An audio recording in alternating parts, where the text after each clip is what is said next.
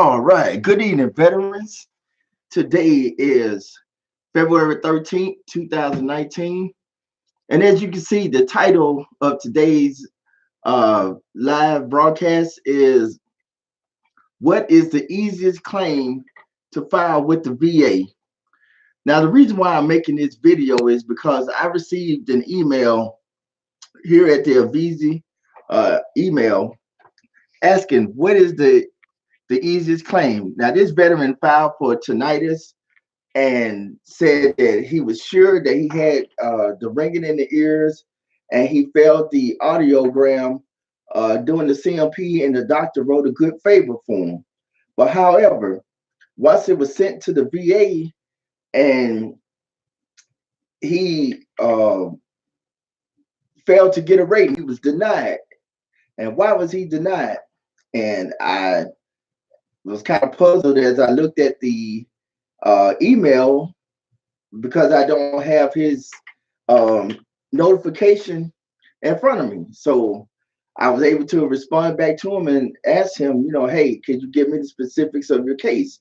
And he said that, pretty much, I thought that filing a claim for tinnitus, proving that I got ringing in the ear would be the easiest thing I could get since I looked at the online to see what the rating was for tinnitus. And then I looked in what they call the 38 CFR Code of Federal Regulations for tinnitus and saw it was only 10%. And I talked to a bunch of people who said they got it, some here and some there, and then some not at all. And I was for sure that because I failed the audiogram and the doctor wrote a good favor that I was going to get it. So why didn't I get it? So as I said, he that was his response to me after I responded to him asking for some specifics of his case. Now, back to the original question. What is the easiest file to claim for the VA, with the VA? There is none. The best claim to file with the Department of Veteran Affairs is a well-prepared claim. When I know that there's a veteran that's going to file for a claim, there's three things that I do. Number one, I go through a sit down with them, if possible, or via the phone, in person, and or email, or sometimes via fax. And I get as much specific information as possible. And the reason being, it starts the process for a well-developed claim. Not a fully developed claim, but a well-developed claim. See, we have to understand that a lot of people deal with the VA and you get frustrated. And the reason why you get frustrated is because you don't understand the secret to dealing with the VA. The secret to dealing with the VA is you have to tell them not only what you want, you have to tell them where to find the information that you want them to know. Whether you come here to a VZ or whether you go to the county VSO or the state VSO or even the regional office, if you went to sit call inside the Army, the Navy, the Coast Guard, or the Marines, or you went to a private doctor while you was home on leave inside any branch, you have to give the VA those specifics. You have to literally on the 21-4138 statement in support of claim, let the VA know that, hey, I am such and such during this time frame of September 8, 1999, while serving in the United States Marine Corps, I, Gregory Harris, had a massive heart attack and was taken to Camp Pendleton Hospital. I was there from this period to that period. I do not remember the specifics of exactly what happened, but I do know I was here during this period to that period. And that's it. They have a duty to assist, and they have two forms which will help you further help them in their duty to assist. And those forms are 21-4142 and 21-4142A. Once those forms are filled out, the first one is the release of information, the which will give the VA the access to records. And then the second form, the 21-4142A, tells them where you were located, what's the name of the hospital, the doctor, or wherever you got the treatment from, the address, and the dates, the time period that you were there. And they have a duty to assist to contact, let's say I was at Camp Pendleton Memorial Hospital. So now I put on 21-4142A. I put Camp Pendleton Memorial Hospital, uh, 1-800 187 I Give a Damn Drive, and then Camp Pendleton, California, 726-107, whatever the address is. And I was there from September 9, 1999 to September 17, 1999. 8 days. I spent 8 days in the hospital. So, and there you go. I don't have to put, I spent the 8 days in the hospital, but I put the dates from 9/9/1999 to 9/17, 1999. And I faxed it off to Janesville because it's the quickest thing to do. I know there are a lot of veterans that use e-benefits. Here at the Visa, we used to send everything off by mail, and we still occasionally send things off by mail. But here, over the couple of years, these last couple of years, I found it better to use the fax system. So I got those two forms filled out. I put my cover letter for Janesville. I make sure it's filled out properly, and then I send it off via fax. I get the confirmation that it was sent out, and I get the confirmation that it was received. And I wait. I wait for them to go ahead on and get it, process it, for the lack of better terms, do their thing behind it. And if all the information jives right and goes according to the 38 CFR, boom, there you go. I've helped the VA develop my claim, and now the evidence states. Now that doesn't mean that I'm not going to get a CMP or I will have a CMP. What I've seen with these 4 eyes that I have, the 2 that I was born with, and the 2 that I developed over a period of time, is that the more information you give them, telling them where to go get the information, the better it is for you. So if you're starting fresh with a brand new claim, what I do is from this point, I bring you in, I do an intent to file, the very first thing to protect your date. So it doesn't matter if you come in today on the 13th and you decided you want to do your claim on April 13th, just 2 months down the road. Still, once you get paid to your retroactive pay or whatever the case may be, your protected date will be February 13th, 2019, period. If they can go back further to that, situation depends, they would do just that. But the clock starts from you on the date that intent to file is dated and signed and submitted to the VA.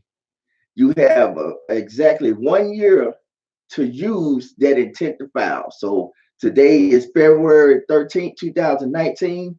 I have to February 13th, 2020 to have a claim put in. Doesn't matter if it's fully developed.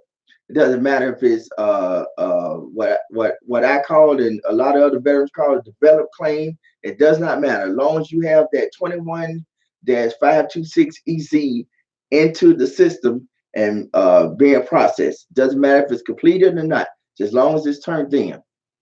But there is no such thing as an easy claim. The best claim to file, once again, with the VA is a developed claim. The more information you have before you file that claim, the better it is for you. And as I was saying, with the process of what I do with new veterans that come to Avizii, I do the intent to file, the SF-180. I request your C file, because you need to know what the VA know about you, and you need to know that. And the fourth thing that I do is I submit a 21-4138 statement in support of claim, telling the VA who you are and as much pertinent information.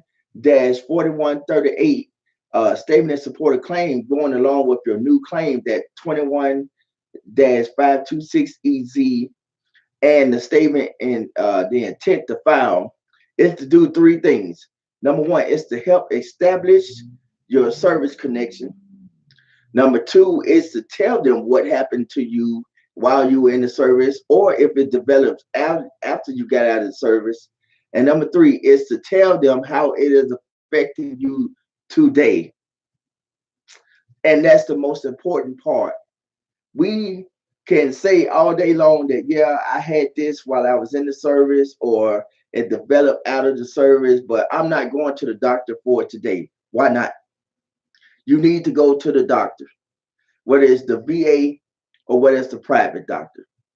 If you need help getting into the VA healthcare system, please call 870-494-3005. Once again, if you need help getting into the VA healthcare system, please call 870-494-3005. And we will gladly take the steps that are needed to help you get into the VA healthcare system. Now, I know that there are some of you hard chargers out there who are working, and that you'll get the typical response in some cases, well, you make too much, so you can't get into the system, you'll have a copay. That is fine. That is perfectly normal. And the reason why that's fine and perfectly normal, because the VA has income levels. But however, once you start receiving, and I'm going to say this again, once you start receiving a VA percentage, that will be minimized. You can put in for a waiver. So we will help you with that as well. And once again, that phone number is 870-494-3005. Now, we do not do the waiver here at Avizii, nor can any VSO do that waiver for you. The way you get the waiver is you go to the VA hospital and go to eligibility. Once you get to eligibility, you tell them you want to apply for a waiver, and that waiver will get you the travel pay. That waiver will get you the medications, co-payments, the co-payment for doctor visit. They will explain all that. That is the way to get the waiver. And the last thing I want to talk about is I've mentioned the developed claim and the fully developed claim. Now, let's say you come in and you have the information about where every doctor you've been to, this, that, and the other, but you're not sure about some of the dates, or you're not sure about this doctor, but you have the dates, or you can't remember what city, because PTSD takes you out of the element, right? Sometimes things run into each other. Sometimes you forget bits and pieces of this and that, or what have you. That is called a developed claim. Now, what a fully developed claim is I have your 21-526EZ in my hand. Is all the conditions that you're applying for are written, and in this other hand, I have the medical evidence or the lay evidence, buddy statements, doctor's notes, doctor's progress notes, anything that will help your claim in this hand, and your application for benefits in this hand, and we send them all in at one time, both of them combined together. That is considered a fully developed claim. Now, the VA says that a fully developed claim should take less than a standard traditional claim. And the standard traditional claim is just, hey, I want to file for tinnitus, I want to file for flat feet, or I want to file for, if I'm a guy, for folliculitis barbae, for the bumps that I have for shaving. And while I was in the Army, I had a no shave chit, or I was on profile, or if if you were like me in the Marine Corps, I wasn't allowed to shave at certain time period because the bumps were so bad. And now I got to shave shit, and it was put in my medical record. And what I do is same thing as I said before. I get that statement 21-4138 statement support a claim, and I write, I'm Greg Harris. I was in the Marine Corps from this time frame to that time frame. From this time frame to this time frame, I went to BAS, the basic aid station, and they gave me a chit for no shave chit for X amount of days. Reason being, such and such, such and such, and I went on about my business. And here I am sitting here today, 20% folliculitis Barbie. And I was in the Marine Corps from 98 to 2011. So you have to tell the VA where to get that information. We're not scared to help you. We're not scared to tell the VA. They have a duty to assist. They don't always exercise that duty to assist. And that frustrates a lot of veterans. So once again, going back to the original question of this video, what is the easiest claim to file for the VA? There is not one. There is not one disability that just because you had in the service, just because it developed after the service because of your service, that you will automatically get it. There is no one condition unless you are a part of that 1% that are just blessed that right off the bat, because I don't believe in luck that gets it right off. But here rarely, just, unless it's a pension also. Now they'll give out a pension, but the compensation side of it, I've pretty much seen it. There is no one condition, no one snap that they're going to like approve right off the bat. There's always some type of rubber stamp answer that comes with it. We didn't see it in your medical records or something like that. But to stop that, we put that statement and support a claim, that 21-4138, and right from the get-go, telling them where to go to get the information.